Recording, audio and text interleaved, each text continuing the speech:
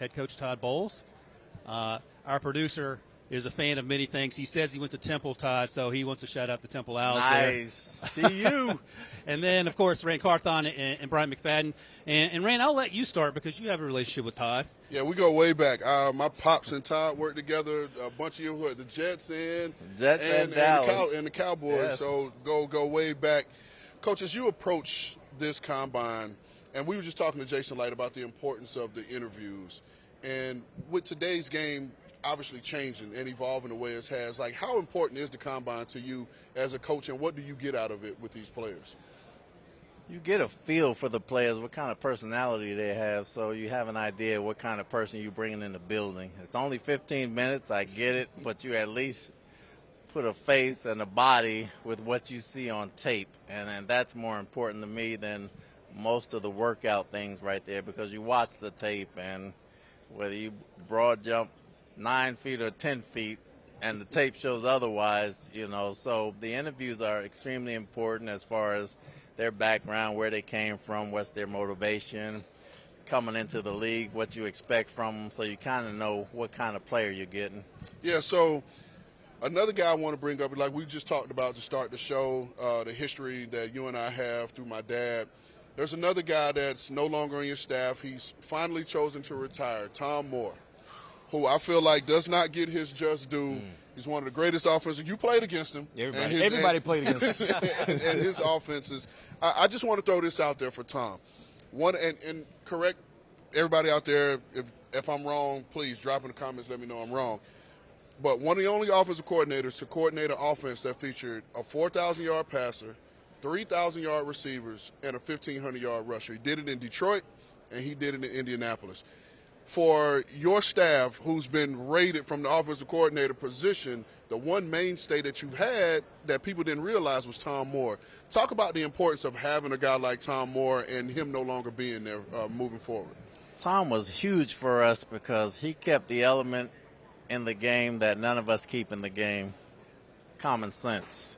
He understands route combinations. He understands what beats what coverage, and no matter how we move and change it these days, it still goes back to everything, his core values, and he was very bright at that, and I don't know what I'm going to do without him. He was the only person to beat me in the building, and I got to work at 3:15, and Tom had already worked out and had coffee and sitting there watching tape, so I don't know what time he gets in the building, but he was a great addition. Obviously, I kept him on from Bruce when Bruce retired, and he's going to be so missed that he's still one of the sharpest minds in the game, and I can't say enough about him. Yeah.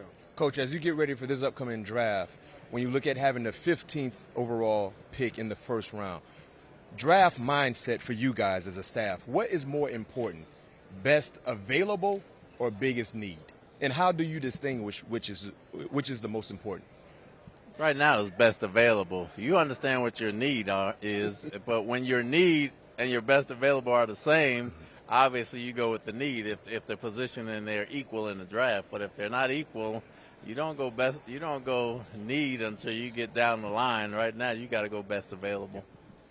So B-Mac is a former cornerback. You play the defensive backfield. Rand's a running back. And we've had this conversation with our buddy Pete Prisco, and specifically talking about Caleb Downs. But can you make a case for defensive backs being more important than the front seven, or do you always have to start in the front and work your way back? I'm a defensive back guy, and if I had my druthers, I would start in the front and work my way back. And I know how important the secondary is, and they have to work well together. But if you cannot stop the run, you'll never get to make them throw the football. So you better have some guys up front. Okay.